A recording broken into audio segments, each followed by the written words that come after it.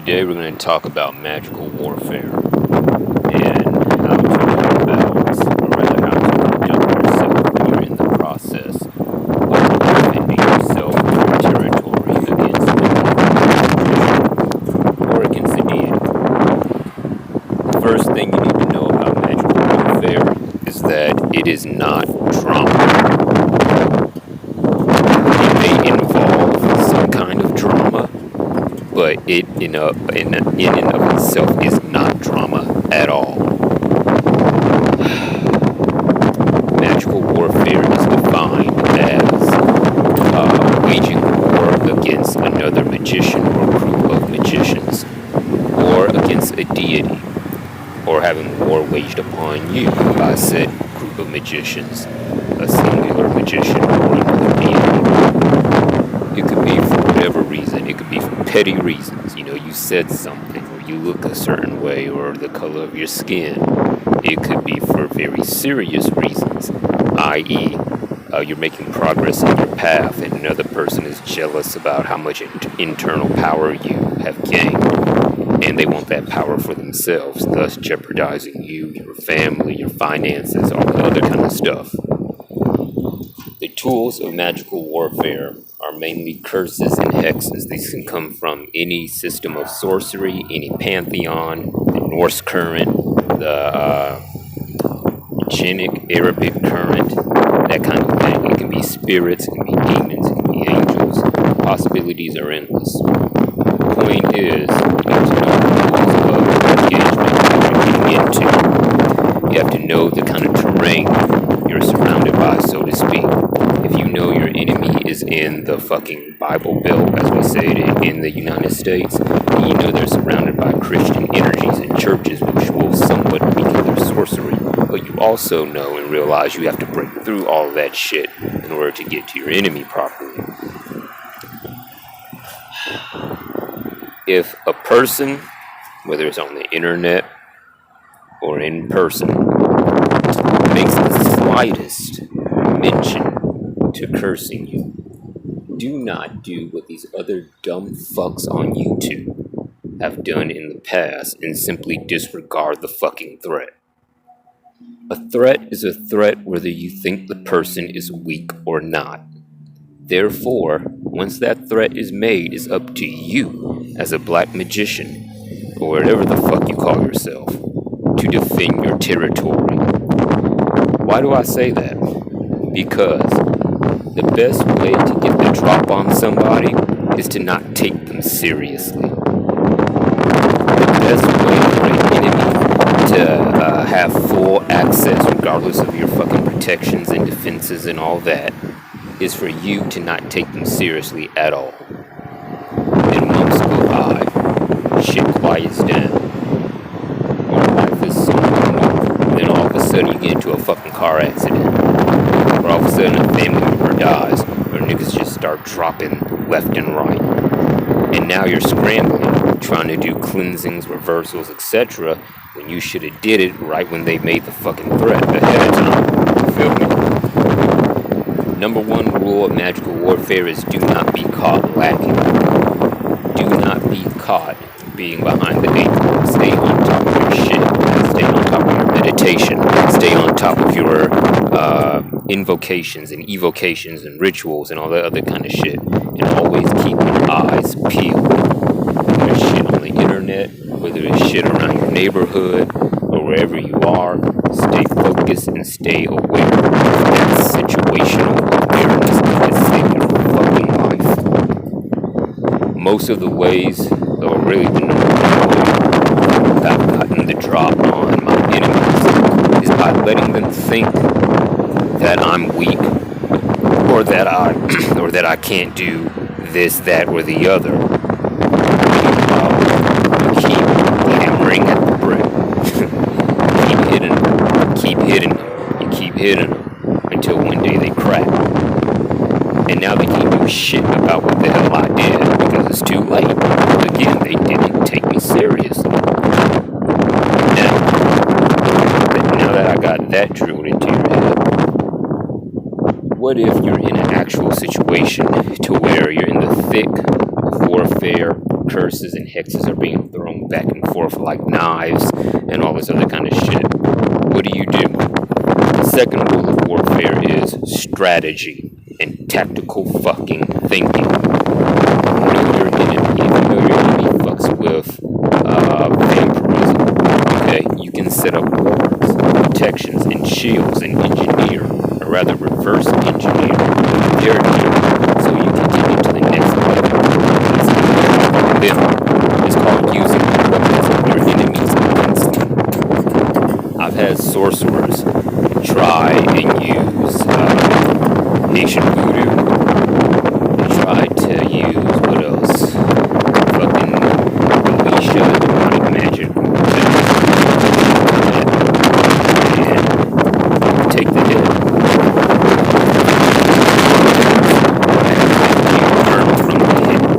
Do you learn from what they're doing against you? Do you have a way to engineer so that you can do the same thing they can do and gain all that power, all that energy, all that knowledge, and all that skill that they have? Once you have knowledge of your enemy, you know who they are, what currents they fuck with, what their aims and goals are in sorcery, then you can start designing ways to protect yourself and cleanse yourself from whatever they throw at you. Because there is a certain point in magical warfare where the enemy starts to fear you, even if it's only subconscious, and that fear drives them to literally try anything and everything, even switching sides, so to speak. Now, what do I mean by switching sides? What I mean is you have a so-called dark magician or a black magician, and then you're scrying one day and these motherfuckers switched to Christianity because they were scared, because they realized, oh shit, he's actually about to kill me. And yes, that actually happens. It's as shocking to me as it is to you watching this. Once you realize that they switch sides, then you got them by the balls, essentially. Keep hammering them with whatever curses, hexes, or spells you've been hammering them with, and eventually they'll break. Their mind will break first. Their spirit will start to break. And when that happens, their sleep cycle begins to be affected. They start staying up 24 hours a night because their spirit is afraid and knows what's going to happen when they fall asleep. They start trying to do more and more and more ritual. They think it's just because, okay, I'm getting deeper into the current, you know what I'm saying? I'm becoming more powerful and all this other kind of shit. But in reality, it's because they're trying to cleanse themselves of shit that cannot be removed. Because there is certain shit that cannot be removed. One such current that I can mention is the Collateral Death current in the Magickal Cabal. Certain curses can be cast from there that if you don't know how to remove it, it's only going to get worse and worse and worse the more you try to heal. When, how can I put it? When you have multiple enemies, you have a group that's doing against you, there are ways to engineer it so you bring about their absolute ruin. That absolute ruin does not always end in death. I'm telling you right now. Absolute ruin could be they suddenly get arrested for some bullshit that they did a while back, but they thought those charges really got dropped and all that other kind of shit.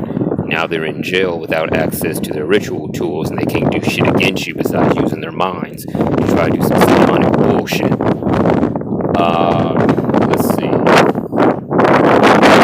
There is so much that I can say about magical warfare, but the essence of it is, if you are cursed or if you are psychically attacked, no matter how weak you think your opponent is up to you to take action and destroy them. You fight and you fight until the last fucking man.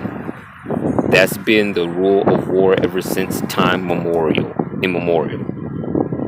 You stand and you fight. You don't fucking run. You don't make excuses like, oh well, shit, and it's not worth it. I'm not about to waste time and energy. Okay, cool. Cool. You do that. You not waste time and energy in watching your.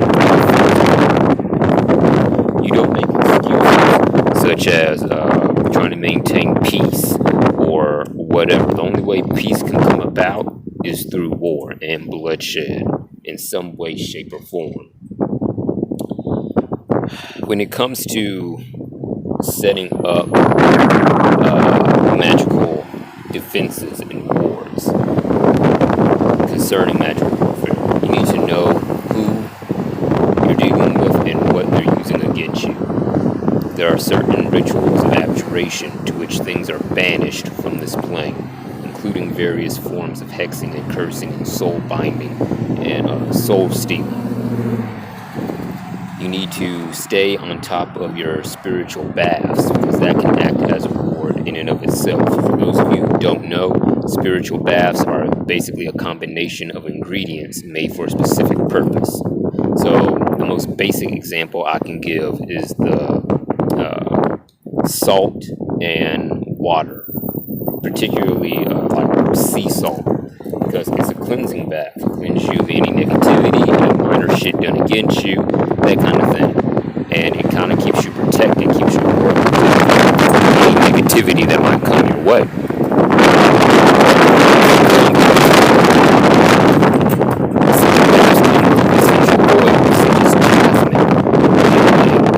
Essential oil, tea tree oil, which includes various metaphysical properties, combined with such ingredients like bay leaves or bay laurel, chili peppers, working with fiery entities and placing a fiery wall of protection around yourself.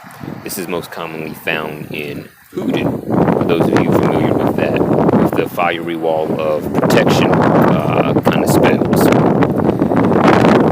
You stay on top of your warding, your spiritual baths, and especially your meditations and your connections with your spirits.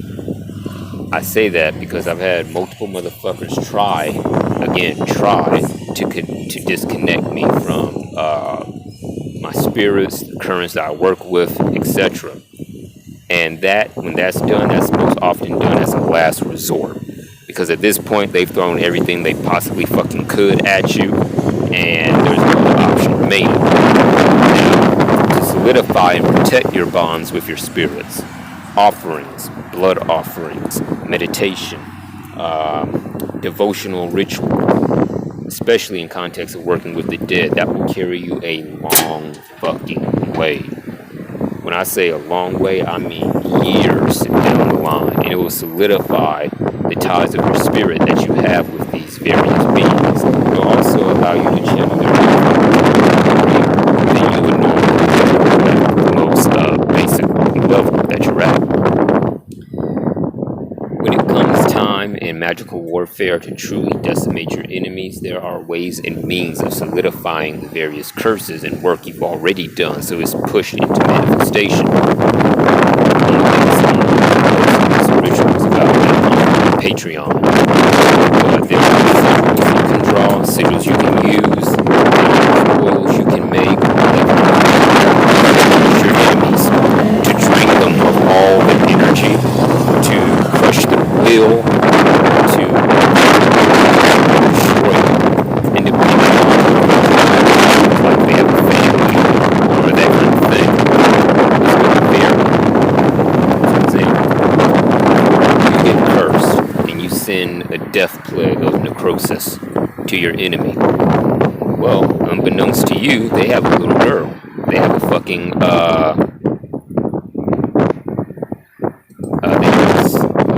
they have a family, they have a baby, and all that kind of shit. So that death plague is gonna hit the baby unless you fucking specify, don't touch the child. It brings up another subject: your own personal moral codes. What are you willing to do, and what are you not willing to do in circumstance of magical warfare? Because that is a question of survival. And that also brings up children. There is such a thing as collateral damage. It's shit that you never foresee coming to you as a result of your curse. curses or your hexes. If you are cool injured or due to magical conflict and shit, hey, is all is fair in love and war, am I right? But if you are not cool with that, if your conscience is not malicious and not due to the fact that you got someone else's child killed because you curse them and whatnot, then I suggest you be very careful entering into death magic and be very careful with the tougher forms of curses and hexes. It will do exactly what it's designed to do. No matter if it takes a year, 2 years, 2 months, 2 days, or 2 fucking minutes. Retribution will occur. Be very conscious, be very mindful of your own personal limits and regulations. I have my own thoughts, so to speak. However, when it comes down to it at the end of the fucking day, if your fucking baby gotta go, your baby gotta fucking go. If that's gonna get your attention and lead to your fucking demise, hey, you shouldn't have fucking messed with me in the first place. That's just how I look at it. That's dark as fuck. That's cruel as fuck. But you have to think about it like this. They already cursed you. So that basically means they don't give a fuck about you, period. Because if they did, they would have thought about their actions ahead of time. It's eye for an eye, tooth for a motherfucking tooth in the magical community. Or in magical warfare, so to speak. You have to be a wolf. You have to be predatory. You have to know how to read the signs and speak the language of fucking corruption. You have to be able to speak and know that gutter shit, so to speak. Now, all that being said, I know it sounds like I'm just an advocate for destruction and war, which I am, but I'm not an advocate for going around fucking with other people just because you can, because that will always lead to your fucking downfall. If somebody fucks with you, you have every right to destroy them.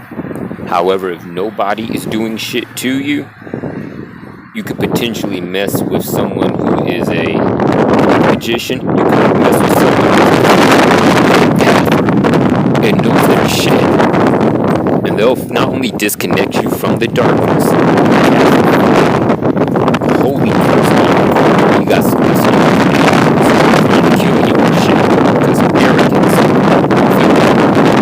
So, mind yourself, mind your enemy, and mind your environment. That is situational awareness. Any aspect of that is lacking will lead to your downfall. Always remember that. The energetic terrain that you're dealing with. Know the enemy you're trying to take out, and never, ever, ever underestimate your opponent. Do not assume because of their Facebook posts or because of what they said in the past or what other people said about them that they're weak. They just might be weak. There's always that off chance. But if they're not, you just committed a grave fucking mistake out of hubris and pride and subconscious bias. So with that being said, I'm going to end this video. Make some more content on my Patreon concerning magical warfare, rituals, all that good shit that you can do to help yourself through that circumstance. And until next time, I'll talk to you later. Let me know what you think. Like, share, subscribe, comment. Peace out.